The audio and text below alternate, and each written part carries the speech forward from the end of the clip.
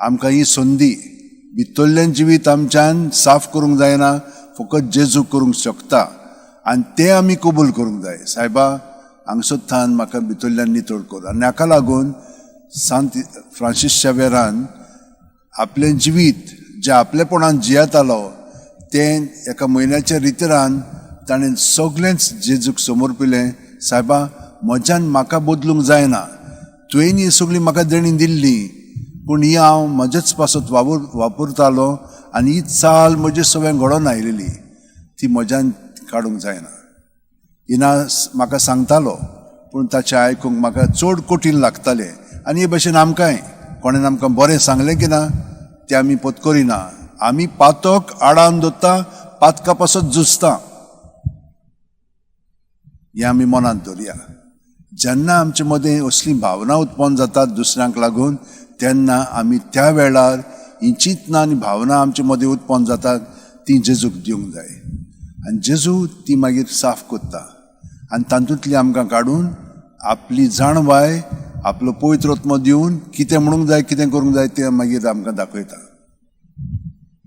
जेजून आमकां हें सगळें कळीत केल्लें आसा. म्हज्या भयणीनो आनी भावनो, तें आमच्या जिवितान हाडच्याक भाग्यवान फ्रांसीस शावेरान आपलें जिवीत नवसरून जेजू सारको तो जालो आनी आयज पर्यंत इतलो लोक हजारांनी हांगसर येता तें ताका लागून न्हय, जेजूक लागून. कित्याक आमी सगळीं जेजूची आत्यारां कुडींतले सांदे आनी खेरीत सांदे. आमकां प्रत्येकाक एक एक काम दिल्लें आसा तें आमी दर दिसा जेन्ना आमी वावुरता तेन्ना जेजूच्या एकवटान आमी तें सगळें करया. हात जोडया, आतां दोळे बंद करया.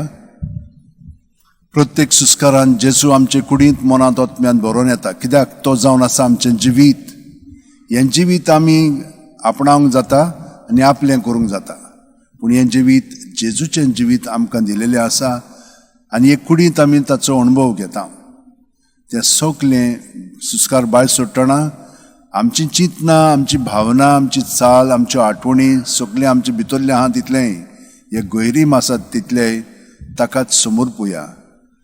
तो मेलो ह्याच पासत आमकां तातूंतली सुटका दिवच्याक आनी नितळ निर्मळ काळजान ताच्या एकवटान आमचें जिवीत बापाक ओपून दिवच्याक.